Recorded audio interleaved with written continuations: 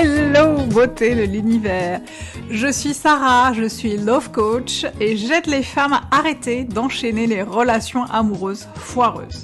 Dans ce podcast, je partagerai avec toi mes expériences, celles de mes clientes, des conseils et des astuces pour créer la vie amoureuse de tes rêves et reprendre le pouvoir sur toutes les sphères de ta vie. Je te donnerai toutes les clés qui te permettront de transformer ta vie amoureuse, mais pas que. Alors installe-toi confortablement et c'est parti pour un tour. Coucou beauté de l'univers, j'espère que tu vas bien, je suis ravie de t'accueillir dans ce nouvel épisode du podcast Tu mérites un amour. C'est un épisode un peu spécial, et pas qu'un peu d'ailleurs, puisque il sort un lundi 14 février et que les épisodes de podcast d'habitude sortent le mercredi. Donc c'est un podcast bonus spécial Saint-Valentin et j'avais envie de parler de cette journée. Alors je le vois très souvent tous les ans, tout le monde s'affole pendant cette journée. Les magasins sont pris d'assaut, les fleuristes aussi, les connexions Netflix sur les films romantiques battent des records de fou. Et peut-être qu'il y en a parmi vous. Peut-être toi qui m'écoutes, tu es dans une situation, tu as l'impression qu'il y a plein de choses qui se passent à la Saint-Valentin, tu es peut-être célibataire et tu te dis « Purée, j'ai raté le coche, je ne vais pas avoir ma fleur, ma rose rouge et mes chocolats, je comprends pas, qu'est-ce que j'ai fait de mal pour ne pas mériter ça ?»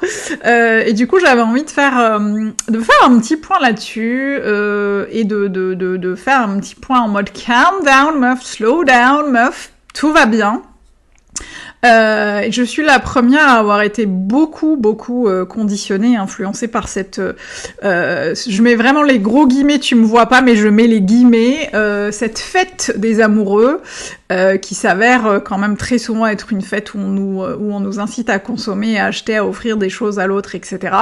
Et moi la première, je suis tombée dans le piège lorsque j'ai commencé, je sais pas, début de la vingtaine, à avoir des relations amoureuses, à avoir des datings, à toujours espérer qu'on m'offre quelque chose pour la Saint-Valentin, qu'on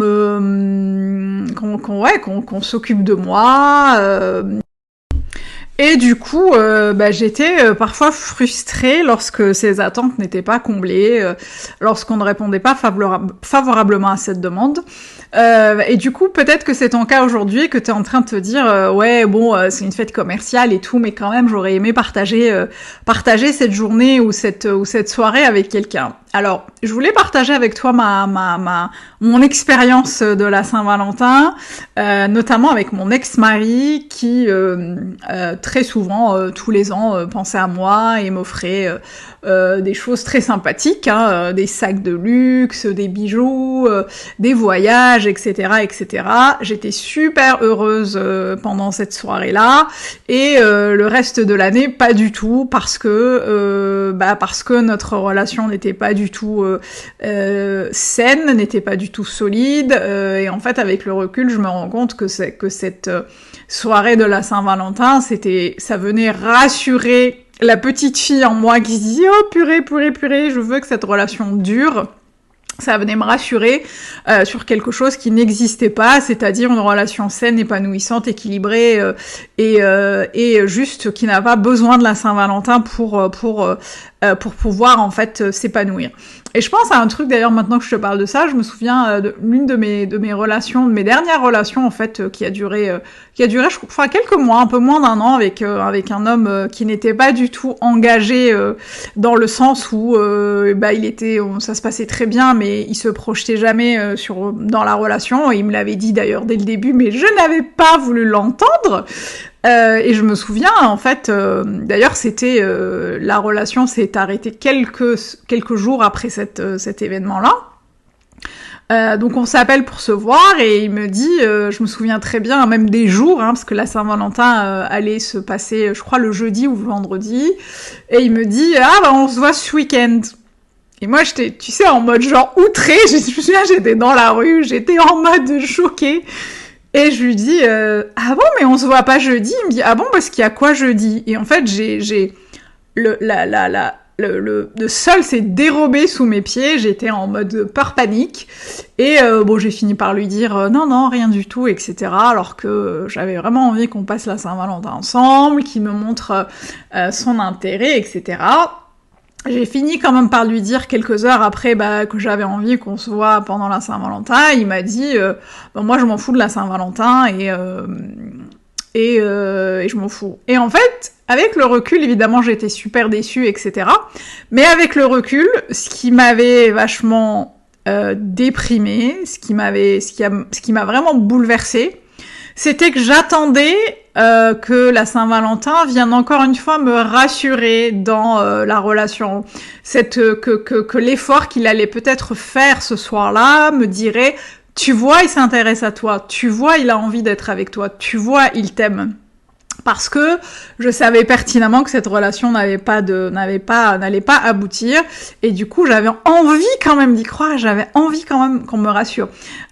Du coup, évidemment la relation s'est terminée quelques jours après, parce qu'en fait je me suis rendu compte qu'effectivement c'était pas le fait de ne pas fêter la Saint-Valentin avec lui qui m'avait bouleversée, c'était le fait de me rendre compte que cette relation n'allait nulle part.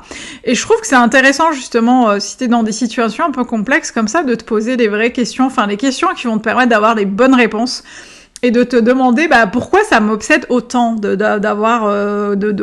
fêter la Saint-Valentin avec lui, enfin si t'es en couple, pourquoi j'ai besoin qu'on me montre à cette période-là qu'on m'aime, pourquoi si c'est pas le cas ça me rend dingue. Et c'est super important de réfléchir à ça pour essayer de comprendre les vraies raisons de ça.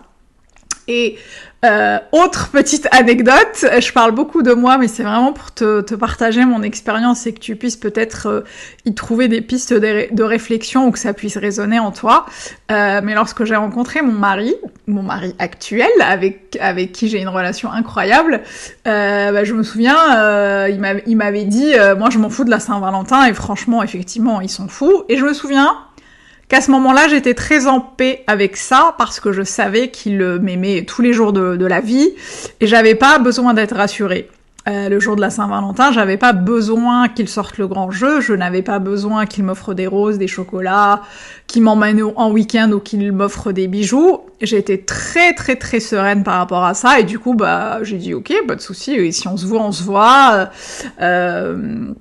Et c'est très bien, il se trouve qu'on passait tout notre temps ensemble, en plus c'était le début de la relation, et il se trouve que c'est ce soir-là, le soir de la Saint-Valentin, qu'il a choisi de me demander en mariage. Donc t'imagines ma surprise, quelqu'un qui te dit « Moi je m'en fous de la Saint-Valentin » et qui t'emmène dans un espèce de château incroyable pour te demander ta main. Et en fait, quand je lui ai demandé, il m'a dit en fait, moi aussi, je m'en foutais de la Saint-Valentin, mais ce qui a changé, c'est que comme j'avais pas de pression là-dessus, comme j'avais juste envie de profiter de l'occasion entre guillemets pour marquer le coup, mais ça ne revêtait aucune espèce d'injonction à faire les choses ou à les proposer. Et j'avais trouvé ça hyper sain justement, juste de profiter de l'occasion pour être ensemble et de marquer le coup. Et d'ailleurs, tu vois, je me souviens même pas de notre Saint-Valentin de l'année dernière, parce que je ne ressens plus le besoin qu'on me montre ponctuellement à une date entre guillemets symbolique qu'on m'aime. En tout cas, je n'attends pas ça de lui, parce que il est là avec moi tout le temps. Quand je dis il est là, c'est-à-dire qu'il est présent, il est engageant. Il m'aime, il me respecte, il répond à certains de mes besoins, il partage mes valeurs 365 jours par an. Donc c'est pour ça que je te demande vraiment de te poser cette question de qu'est-ce qui te frustre vraiment dans le fait que l'autre ne soit pas à fond sur ce truc-là, qu'est-ce qui te frustre dans le fait de pas être en couple aujourd'hui alors que tu vas voir plein de gens acheter des roses et s'offrir des chocolats. Et puis pour moi c'est vraiment intéressant peut-être de profiter de cette journée pour redéfinir un peu ce que ça veut dire pour toi la relation amoureuse, ce qu'elle engage pour toi, quels sont tes langages de l'amour? Est-ce que c'est des langages qu'on connaît tous ou est-ce que tu veux en créer d'autres? Est-ce que tu veux en partager d'autres?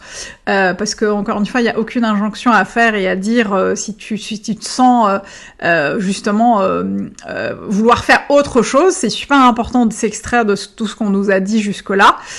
Donc c'est vraiment l'occasion justement de se faire du bien, de s'occuper de soi et de se centrer sur soi. Et d'ailleurs, si aujourd'hui, le 14, tu ne fais rien ce soir et que tu as envie de partager avec d'autres femmes, sache que j'organise un challenge à partir du coup d'aujourd'hui qui s'intitule 5 jours pour arrêter d'enchaîner les relations foireuses et durant lesquelles eh bien je vais te proposer tous les jours pendant 5 jours une clé, des exercices concrets pour avancer justement sur ce type de réflexion, pour avancer dans ton cheminement vers la relation amoureuse idéale pour toi. Et du coup, si t'as envie de t'inscrire et de nous rejoindre, je te mets le lien dans la description. J'ai trop hâte. Et si tu as envie d'aller plus loin que le challenge, sache que les portes de mon accompagnement Tu mérites un amour sont ouvertes. Et je t'invite à venir checker, regarder ce qui s'y passe et ce que tu vas trouver. L'idée, c'est de t'accompagner pendant plusieurs mois pour que tu puisses, encore une fois, vraiment cheminer sur tes propres rails, reprendre confiance en toi, identifier réellement tes besoins et tes valeurs, et vraiment rebooster l'estime de soi, la confiance en soi, œuvrer sur tes blocages et tes traumas, et surtout passer à l'action pour que tu puisses fêter ou pas la Saint-Valentin avec la personne que tu auras choisie d'ici là, mais en tout cas faire les choses en conscience. Voilà, c'est un épisode que j'ai enregistré en mode super spontané, donc j'espère que j'ai été claire. N'hésite pas à me laisser un commentaire si la plateforme d'écoute le permet. N'hésite pas à me laisser une petite étoile pour noter le podcast. C'est toujours sympa de savoir que le travail qu'on fait est apprécié. Et moi, je te retrouve du coup mercredi pour le prochain épisode. Et d'ici là, n'oublie pas, tu mérites tout un amour le 14 février et tous les autres jours de l'année. Et moins que ça, on ne prend pas. À bientôt. Ciao.